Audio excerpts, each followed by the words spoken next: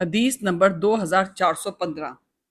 عدی بن حاتم رضی اللہ عنہ کہتے ہیں کہ رسول اللہ صلی اللہ علیہ وسلم نے فرمایا، تم میں سے کوئی ایسا نہیں ہے مگر اس کا رب اس سے قیامت کے روز کلام کرے گا، اور دونوں کے درمیان کوئی ترجمان نہیں ہوگا۔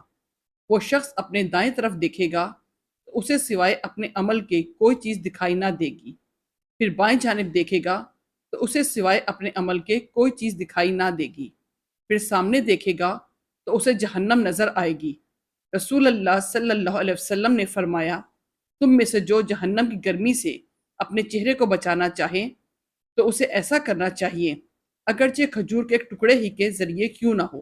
امام ترمذی کہتے ہیں یہ حدیث حسن صحیح ہے۔ حدیث نمبر 2417۔ ابو برزہ اسلمی کہتے ہیں کہ رسول اللہ صلی اللہ علیہ وسلم نے فرمایا، قیامت کے دن کسی بندے کے دونوں پاؤں نہیں ہٹیں گے یہاں تک کہ اس سے یہ نہ پوچھ لیا جائے اس کی عمر کے بارے میں کہ اسے کن کن کاموں میں ختم کیا، اور اس کے علم کے بارے میں کہ اس پر کیا عمل کیا، اور اس کے مال کے بارے میں کہ اسے کہاں سے کمایا اور کہاں خرچ کیا، اور اس کے جسم کے بارے میں کہ اسے کہاں کھپایا۔ امام ترمذی کہتے ہیں یہ حدیث حسن صحیح ہے۔ حدیث نمبر 2418۔ ابو ہریرہ رضی اللہ عنہ سے روایت ہے کہ رسول اللہ صلی اللہ علیہ وسلم نے سوال کیا، کیا تم لوگوں کو معلوم ہے کہ مفلس کسے کہتے ہیں؟ صحابہ نے عرض کیا، اللہ کے رسول، ہمارے یہاں مفلس اسے کہتے ہیں جس کے پاس درہم و دینار اور ضروری سامان زندگی نہ ہو۔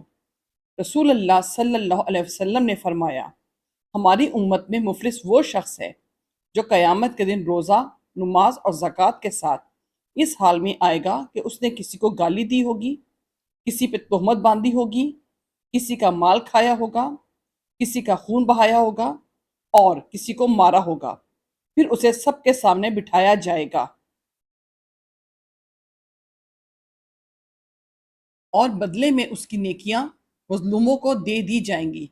پھر اگر اس کے ظلموں کا بدلہ پورا ہونے سے پہلے اس کی نیکیاں ختم ہو جائیں گی تو مظلوموں کے گناہ لے کر اس پر رکھ دیے جائیں گے اور اسے جہنم میں ڈال دیا جائے گا۔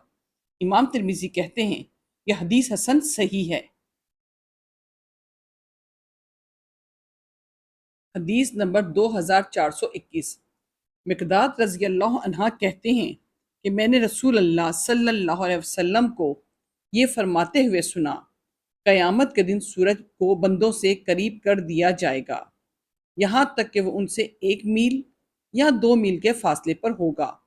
راوی سلیم بن عامر کہتے ہیں مجھے نہیں معلوم کہ رسول اللہ صلی اللہ علیہ وسلم نے کون سے میل مراد لی ہے، زمین کی مسافت یا آنکھ میں سرما لگانے کی سلائی۔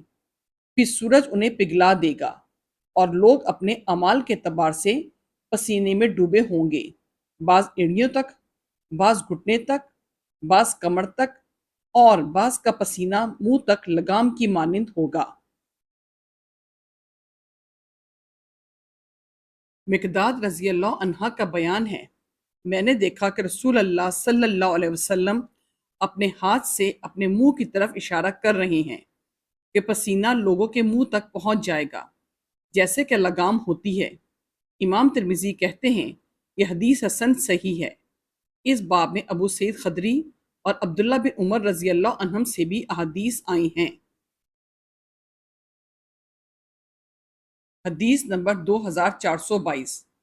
عبداللہ بن عمر رضی اللہ عنہما کہتے ہیں کہ نبی اکرم صلی اللہ علیہ وسلم نے اس آیت کریمہ کی تلاوت فرمائی، جس دن لوگ رب العالمین کے سامنے کھڑے ہوں گے، سورہ مطففین، اور کہا اس دن لوگ اللہ کے سامنے اس حال میں کھڑے ہوں گے کہ پسینہ ان کے آدھے کانوں تک ہوگا۔ امام ترمذی کہتے ہیں یہ حدیث حسن صحیح ہے۔